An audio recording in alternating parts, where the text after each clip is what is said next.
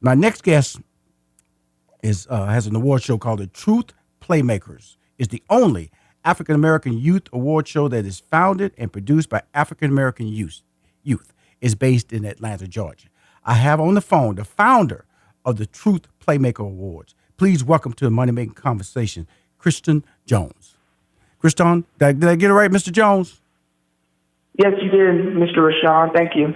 Pretty good. I appreciate being on the show. I appreciate you articulating so well. Now, tell me about this award show. It happened yesterday, correct? At the gathering spot, correct? Correct. Now, what was the purpose of this award show, and who were you trying to honor at this award show, and why?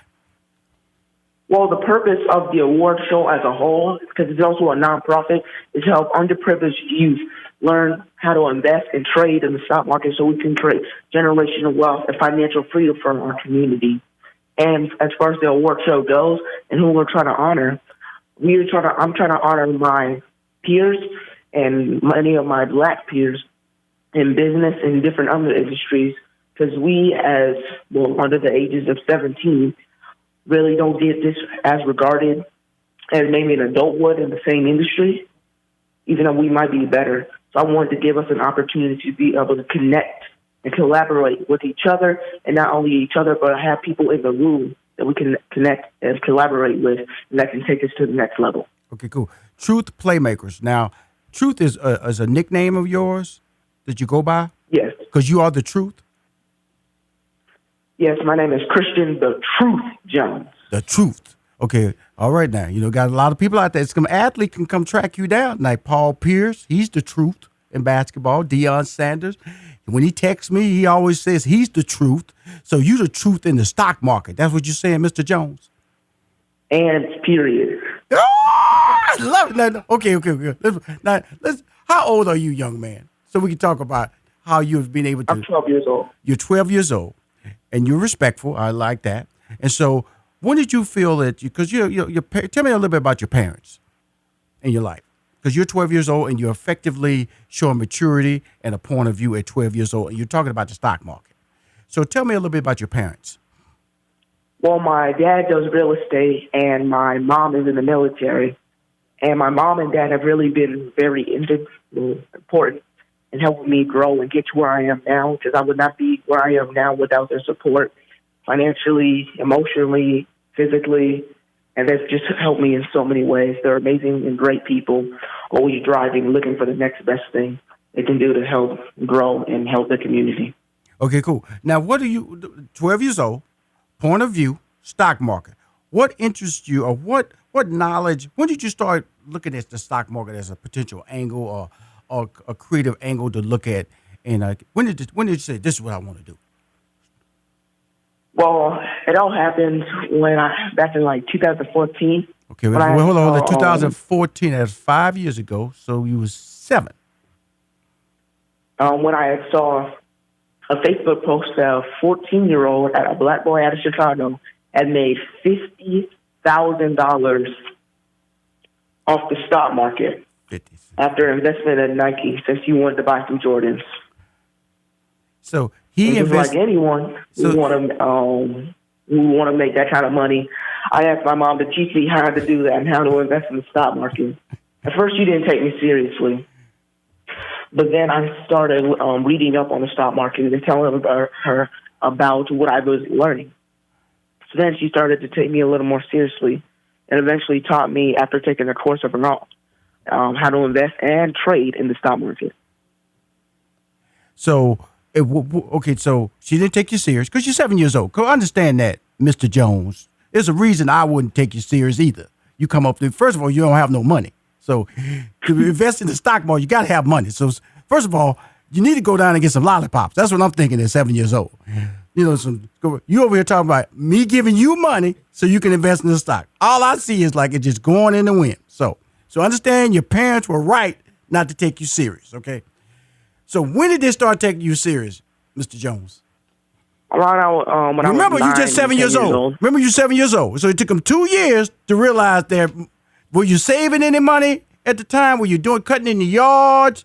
Did they give you weekly $5 that you started saving that?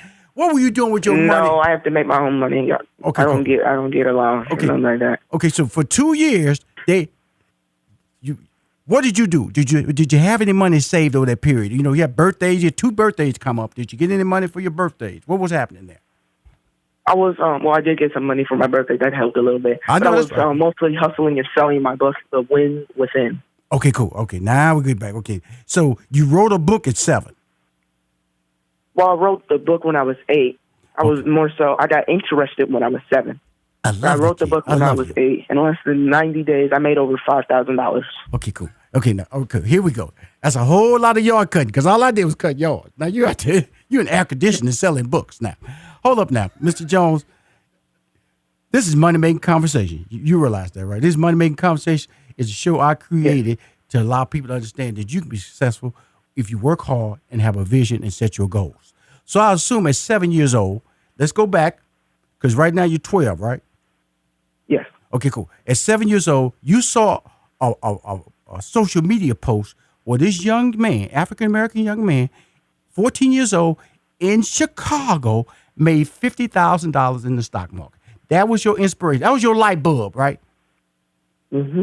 Okay, that was your light bulb. Okay. Now, what were you doing before the light bulb went off? What were you doing? Trying to be the number 1 running back ever by playing football. Okay, you was out there about to knock your brains out playing football, right? Now, yeah, up there playing that little league football out there. Then all of a sudden you saw this $50,000. Okay, we're gonna go to a break because your conversation skills are really good. I didn't know what to expect, but you're articulate. Now I want to have this conversation go to the next break. So don't go nowhere, Mr. Jones. And Mr. Jones, if you don't mind, just say yes sir, no sir. I don't deal with those yes. Okay. Yes, sir. Thank you. Be right back. Hi, this is Rushion McDonald. You're listening to Money Making Conversations, and I'm on the phone. I have my youngest host ever, my youngest guest ever, and not because I'm making that statement, because it just shows you the maturity of individuals when they understand who they are, when they understand and grasp what they want to do in their life. I always say that, President Obama didn't just wake up the day before and say, I want to be. He had to plan that whole part, because they had to look in his background. If he had any flaw in his background, he would not have been a 2-term president of the United States. And so when you start looking at what you want to be, whether it's an athlete or go to school and pursue a high level of education, it's really about what you want to be, and also the parents that surround you. Now, his father's real estate, his mom's in the military. On the phone, I have the truth. He has an award show called the Truth Playmakers. Is the only African-American youth award show that is founded and produced by African-American youth. He's only 12 years old. It was held yesterday at the Gathering Spot, which is a very popular location in Atlanta, Georgia. I have him on the phone. Please welcome back to the show, Mr. Jones. How you doing, sir? Great. How are you? Pretty good. Now, tell us basically about, how can people support your award show? Well, you can support my award show by following the honorees for the founding honorees for the inaugural event and the future ones, or you can either donate on their sponsor for our next event, because we're definitely going to be doing it next year, even bigger and better. Okay, cool. Let me ask you. So this year was the first one? Yes, this was our first event. Okay, now with that being said, when you say something like it's founded and produced by African American youth, okay. What was the production like, and what was your expectations for the event? My expectations were really high, because I know all of my peers have really high and amazing talents. Mm-hmm. So my expectations were high, and that we were just going to, do it and do what we do in the best way we can. Okay, cool. Did you have any assistance? Because now you're in my area, production, live event planning, and things like that. I've been doing that since 1992, television, high-profile production, tours, renting out the Phillips Arena, which is now the State Farm Arena, renting out Madison Square Garden, I'm renting out Staples Center in Los Angeles, United Center in Chicago. So I'm used to doing live events that are big. So what did make you choose a location like the Gathering Spot? I'm just trying to get in your head and let everybody know that if you plan it, it can happen. One, it's Black-owned. Mm-hmm. And 2, it was the perfect facility for our event. It had nice space, good food, and it had pretty much everything we needed already in place and set up. So we just need to set up our own stuff and, go from there and actually do the award show successfully. Cool. Now, before we went to the break, you was talking about in 2007 you had the vision. You wanted to get into stock, and then 2008 you wrote a book. You used that 2014. 2000. I apologize. Wow. 2000. I'm thinking about it. Okay, 2013 you wrote the book, right? 2012 is when you saw the social media. No. Okay, look, it was 2014 when I saw the kids who made the money. Okay, cool. 2015 when I wrote the book. Wow, I'm the one that's losing track of time here. And now, from that book, you generated how much money in sales, book sales? I made over $5,000 in 90 days. Okay, cool. In 90 days, what did you do with that money? Well, I saved it and put it into my stock account. And now, So I did that. now we have money in the stock market. Now, did you have to go to your parents to get approval to spend that money, or how did that work? So basically, now I'm about 9 or 10 years old, Right. and my mom is starting to teach me about the stock market. Right. So she opens me up a brokerage account and puts the money in there. But she won't let me touch it yet till I actually know it off the back of my head.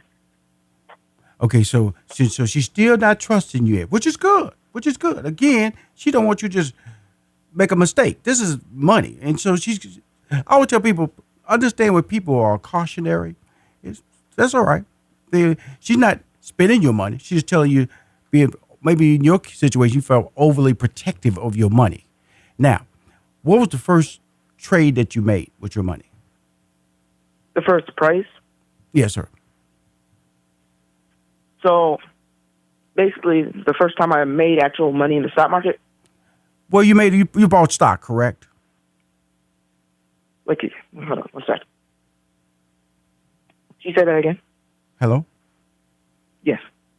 I said, so when you generated income in the stock market, how did you evaluate that decision to buy a particular stock?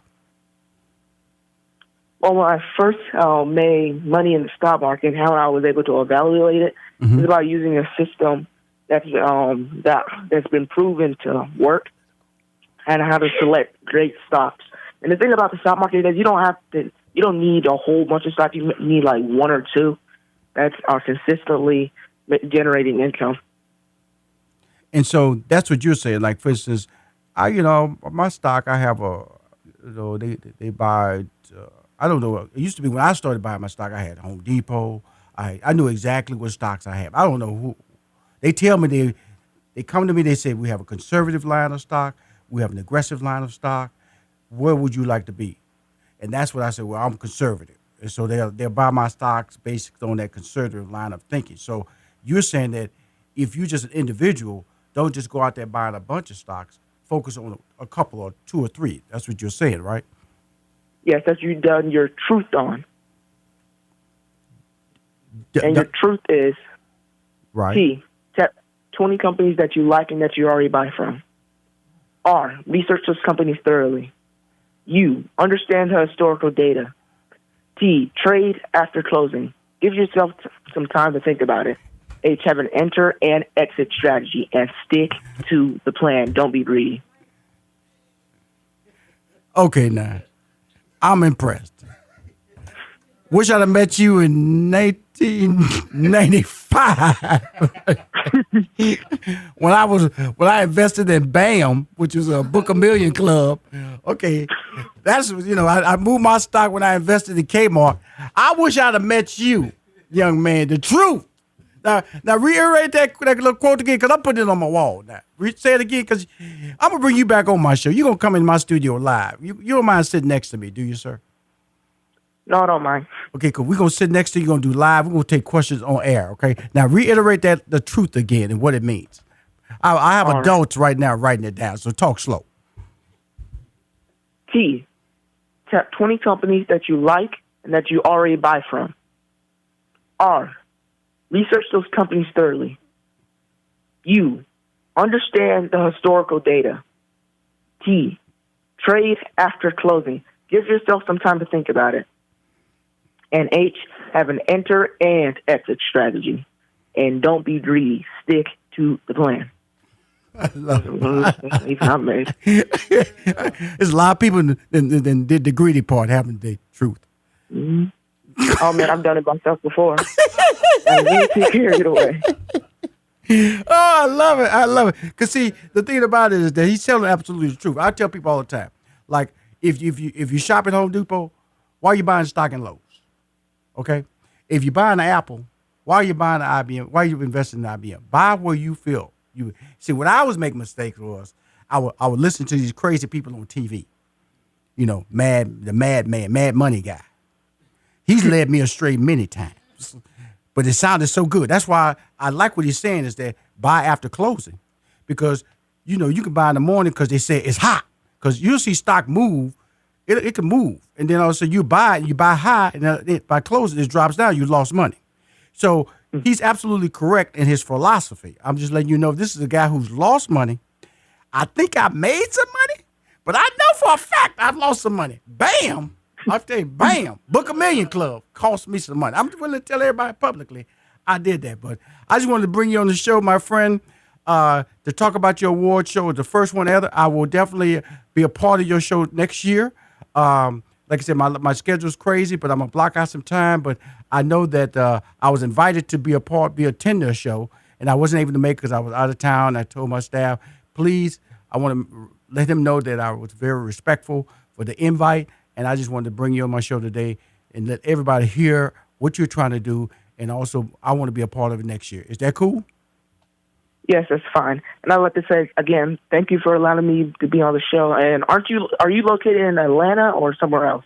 I'm everywhere, but Atlanta is one of my cities I do call home. I'm in Houston, I'm in D.C., New York, but right now I'm in Atlanta, Georgia, my friend. Oh, you are? So yes, am I sir. right now. We're good. The show is based in Atlanta, but I will tell you what, I will be able to continue your event next year. I apologize for not being able to attend it this year, and good luck, my friend. Thank you. Like I said, thank you for allowing me to be on the show. This was an amazing conversation to have with you. Well, you're an amazing young man. You told us the truth. I've written down the truth, and the good thing about it is that all the advice that you gave us on this show today was motivating. The fact that you have a vision, you have parents who believe in you and trusted you, and also allowed you to understand that you have to work hard to reach your dreams.